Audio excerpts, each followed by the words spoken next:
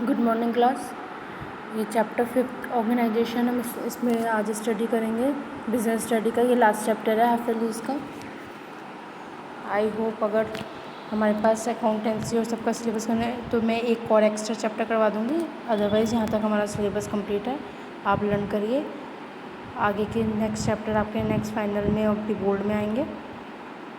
अभी आप इतना प्रिपेयर करिए। फर्स्ट है आज आपका टॉपिक मीनिंग ऑफ ऑर्गेनाइजेशन, कि ऑर्गेनाइजेशन होता क्या है, ऑर्गेनाइजिंग होता क्या है। एक कॉमन गोल के लिए, कॉमन पर्पस के लिए, किसी भी टारगेट के लिए काम करना एक साथ, ये एक चीज़ का ऑर्गेनाइजेशन होता है। ऑर्गेनाइजेशन जो फंक्शन है वो एक पार्ट है मैनेजमेंट का। डिफरेंट रोल अपना प्ले करते हैं, स्किल पर्सन परफॉर्म करते हैं अपनी ड्यूटी। ये एक तरीके की परफॉर्मेंस ऑफ ड्यूटी के बीच में इंटर रिलेशन डेवलप करता है। कोई भी अगर ड्यूटी में कोई भी रॉन्गनेस है तो उसे हम एलिमिनेट करके एक ऑर्गेनाइजिंग सिचुएशन में बहुत अच्छे से ऑर्गेनाइज करते हैं, किसी भी टास्क को परफॉर्म करते हैं अचीव, जब तक उसका एम फुलफिल ना हो जाए, गोल अचीव होने का। ऑर्गेनाइजेशन में each and every person work करता है together for a common purpose, for a common goal. जो भी एक गोल है हमारे पास, एक क्राइटेरिया है, उसे फुलफ़िल करने के लिए, उस टारगेट को कंप्लीट करने के लिए, कॉमन गोल को फुलफ़िल करने के लिए मोर देन 2 पर्सन वर्क करते हैं।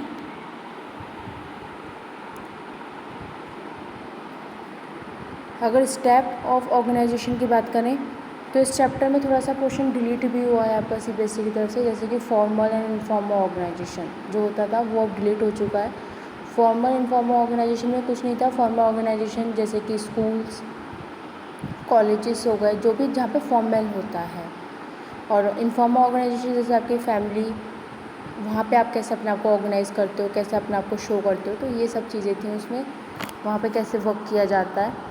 लेकिन वो अब चैप्टर्स डिलीट हो चुका है वो पोर्शन, तो वो टॉपिक आप अपनी बुक से कट कर दीजिए, वो आपको लर्न नहीं करना है। ना उससे रिलेटेड केस स्टडी आएगी, ना वो टॉपिक। आपको इतना टॉपिक कवर करना है अच्छे से। अब है आपके स्टेप्स ऑफ ऑर्गेनाइजिंग। कौन कौन से स्टेप होते हैं। फर्स्ट स्टेप होता है आपका identification of and division of work. आप किसी भी टास्क को करने के लिए फर्स्ट स्टेप होता है ऑर्गेनाइजेशन का, जिसमें आइडेंटिफाई करते हो और फिर डिवाइड करते हो वर्क को। एक प्लान के अकॉर्डिंग, एक प्लान आप डिसाइड करते हो, प्लान बनाते हो, देन उसके अकॉर्डिंग वर्क परफॉर्म करते हो।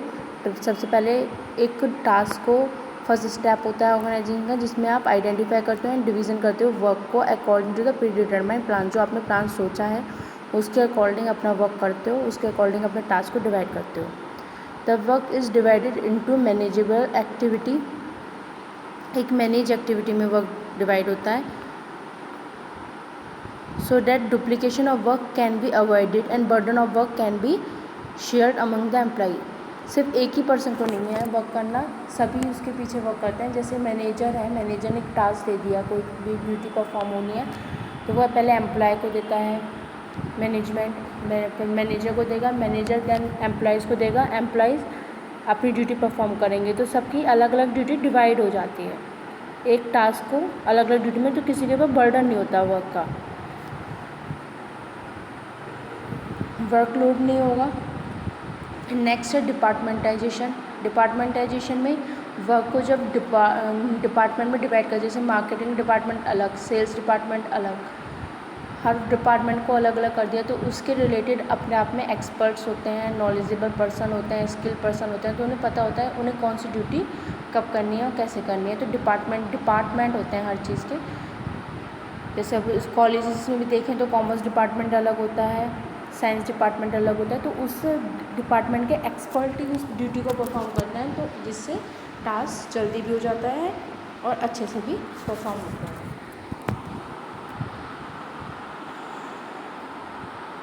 थर्ड टॉपिक है असाइनमेंट ऑफ ड्यूटीज़।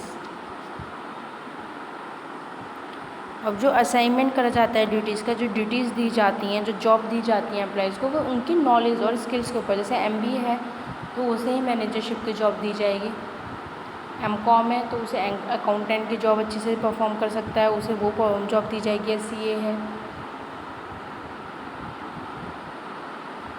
मतलब एक डिपार्टमेंट अगर कोई मार्केटिंग से एमबीए करा हुआ है तो मार्केटिंग मैनेजर बनाया जाता है उसे, क्योंकि वो मार्केटिंग के डिपार्टमेंट में एक्सपर्ट है। अगर कोई फिनेंस से एमबीए करा हुआ है तो वो फिनेंस मैनेजर बनाया जाता है, क्योंकि वो फिनेंस के डिपार्टमेंट में एक्सपर्ट है। तो जो असाइनिंग करी जाती है ड्यूटी, वो अकॉर्डिंग टू पर्सन की नॉलेज के बेस पे ड्यूटीज़ असाइन करी जाती है। फिर फोर्थ स्टेप है establishing reporting relationship.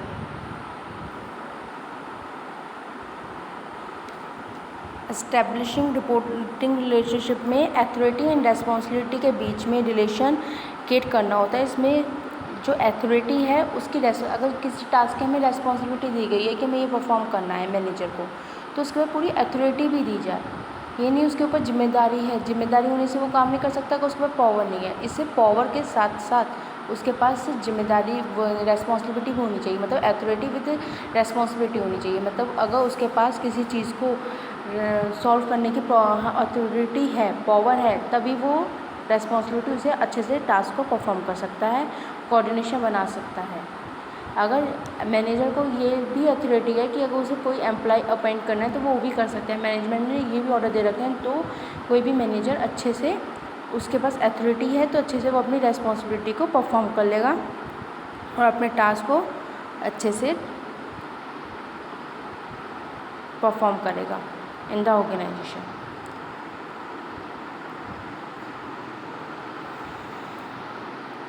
Superior subordinate relation between different people and job position is to be created so that everybody know from whom she is taking order and to whom she can be issue a order.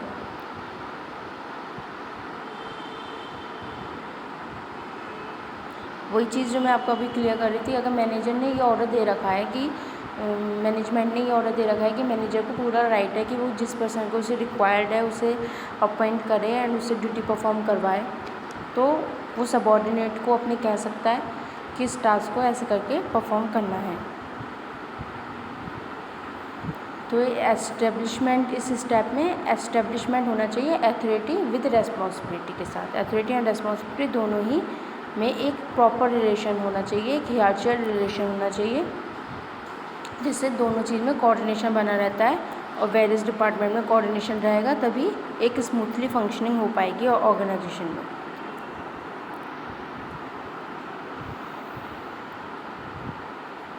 Third step है importance of organisation. अब importance of organisation में हमारी importance क्या होती है, इस तरीके से बड़ा इम्प्रेसिव लगता है, यही आप बोर्ड में अटैम्प्ट करिएगा, क्योंकि इस तरीके से पेपर में आप वर्क अटैम्प्ट करते हो तो काफ़ी इम्प्रेसिव वे होता है। बस सिंपल ऐसे बॉक्सेस में बना के सर्कल में करके करेंगे तो स्कोरिंग रहेगा काफ़ी। इंपॉर्टेंस ऑफ ऑर्गेनाइजेशन में फर्स्ट होता है आपका बेनिफिट ऑफ स्पेशलाइजेशन, सेकंड होगा आपका clarity in working relationship, third optimum utilisation of resources, fourth effective administration, fifth adaptation to change, development of पैरामेंट, expansion and growth.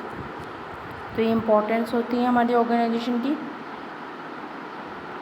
Benefit of specialisation का, अगर कोई एक्सपर्ट किसी वर्क को एक्सपर्ट ही कर रहा है तो कभी भी हमारा टाइम वेस्ट नहीं होगा ऑर्गेनाइजेशन में, जॉब स्मूथली चलेगी, division of work smaller task में दिया जाएगा जिससे ड्यूटी परफॉर्म हो जाएगी अच्छे से, कोई वर्कलोड नहीं होगा किसी भी पर्सन के ऊपर और प्रोडक्टिविटी के साथ ड्यूटी परफॉर्म होगी विद स्पेशलाइज पर्सन के साथ। तो बेनिफिट होगा स्पेशलाइजेशन का। सेकंड है clarity in working relationship. Organization help करता है in defining all job and also clarify करता है limit of authority and responsibility of each job. अगर क्लैरिटी है वर्क में कि हमें ये टास्क करना है, ये ड्यूटी करनी है, सिर्फ इतना ही काम करना है। अब जैसे आपको स्टूडेंट्स को, आप लोगों को पूरी क्लैरिटी है कि हमारा हाफ ईयरली में इतना पोर्शन आ रहा है, तो आप उसी चैप्टर को अच्छे से कवर अप करेंगे, आगे फोकस नहीं करेंगे। तो ऐसे मैनेजमेंट में होता है, जो टास्क दिया गया है उस पर पहले फोकस किया जाता है, देन आगे नेक्स्ट।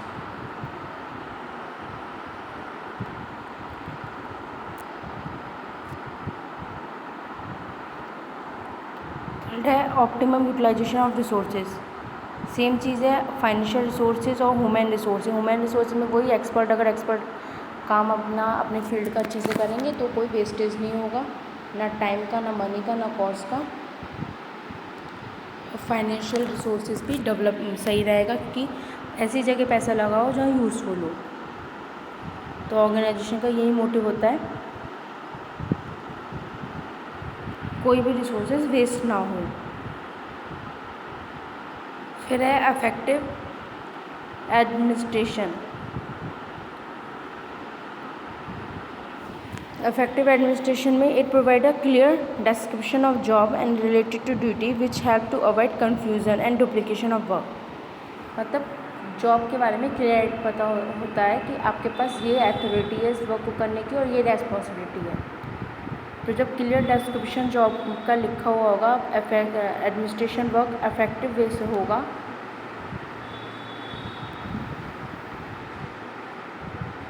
तो कभी भी टास्क को करने में कोई भी कन्फ्यूज़न नहीं क्रिएट होगा। फिर है एडेप्टेशन टू चेंज। अगर कोई भी बिजनेस एनवायरनमेंट में कोई भी चेंजेस हुआ है, क्योंकि बिजनेस एनवायरनमेंट हमारा डायनेमिक होता है, चेंजेस होते रहते हैं, टेक्नोलॉजी न्यू आई है, कुछ भी चेंजेस हुआ तो हमें उस चीज़ को एक्सेप्ट करने में कोई प्रॉब्लम नहीं होनी चाहिए, उसे अडॉप्ट कर लें ईजिली। तो हमारा work flexible and smooth way में रन करता रहेगा इन द ऑर्गेनाइजेशन।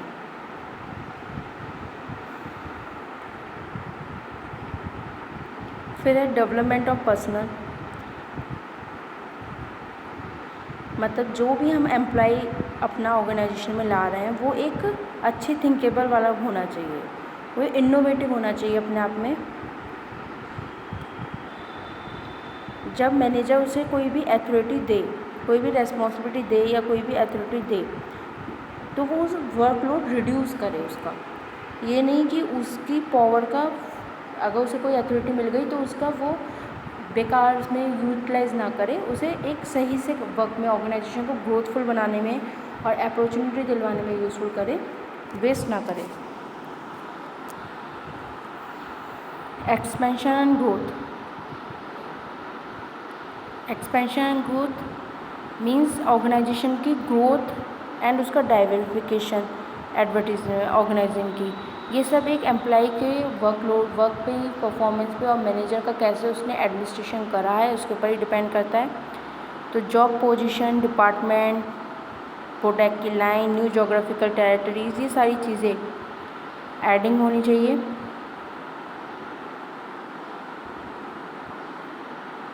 और जितना भी हो ऑर्गेनाइजेशन का प्रॉफिट बढ़े, उसकी ग्रोथ बढ़े, जिससे वो एक्सपेंशन कर पाए और ग्रोथ कर पाए इन द ऑर्गेनाइजेशन में। अब ऑर्गेनाइजेशन स्ट्रक्चर हम नेक्स्ट लेक्चर में इसकी स्टडी करेंगे।